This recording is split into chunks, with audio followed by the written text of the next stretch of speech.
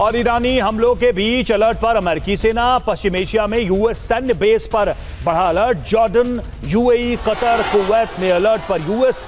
अल उदैद airbase में अमेरिकी pilot तैयार। ईरान के मिसाइल हमलों की जताई गई आशंका।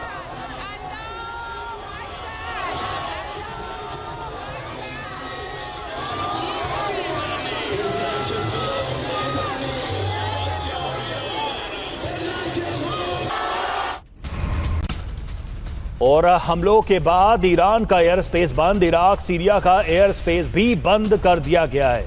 हमलों के बाद यह स्थिति हुई है। हमलों के बाद ईरान का एयर स्पेस फिलहाल बंद कर दिया गया। इराक, सीरिया का एयर स्पेस भी बंद किया गया है, यानी कि फ्लाइट्स की आवाजाही बंद कर दी गई है। सीरिया और इराक के आसमान में उड़ानें बंद कर दी गई।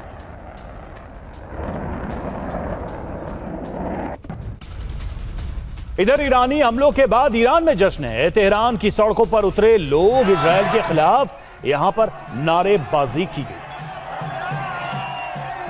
अब सवाल यहां पर यह उठता है कि ट्रंप की आखिर नेतन्याहू क्यों नहीं सुन रहे, क्योंकि खबरें यही आई थी कि ट्रंप ने मना किया था नेतन्याहू को कि आगे इस जंग को न बढ़ाएं, तनाव न बढ़ाएं। पहली थियरी क्या कहती है?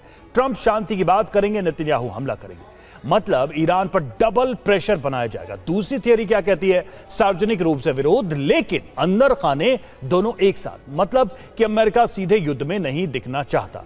तीसरी थियरी यह कहती है कि जानबूझकर ईरान पर लिमिटेड हमला किया गया, मतलब ईरान कमजोर हो लेकिन विश्व युद्ध ना हो, ये जंग आगे ना बढ़े, इसका दायरा ना बढ़े। चौथी थियरी, चौथा सिद्धांत क्या कहता है? ट्रंप डील चाहते हैं, नेतन्याहू सैन्य जीत चाहते हैं, इसी वजह से टकराव दिख रहा है। और पांचवी थियरी यह कहती है कि युद्ध और शांति का खेल साथ साथ खेला जा रहा है, मतलब युद्ध का डर दिखाकर पावर में बने रहने का प्रयास भी किया जा रहा है। मनीष, बहुत सारी बातें कही जा रही हैं, लेकिन एक बात अब तक नहीं समझ में आई है, वो ये है कि अमेरिका इसमें कैसे इन्वॉल्व हुए बिना रह सकता है। अमेरिका की हॉर्मुज में मौजूदगी है, ट्रंप के पास अभी कोई एग्जिट प्लान नहीं है रिस्पेक्टेबल, और अभी पूरी तरह से जीत भी नहीं हुई है। इजरायल को छोड़ देना अमेरिकी पॉलिसी का कभी भी हिस्सा न रहा है, ना हो सकता है। तो भाई अमेरिका इसमें किनारे कैसे रह सकता है तब जबकि इजरायल एक वॉर में इन्वॉल्व है?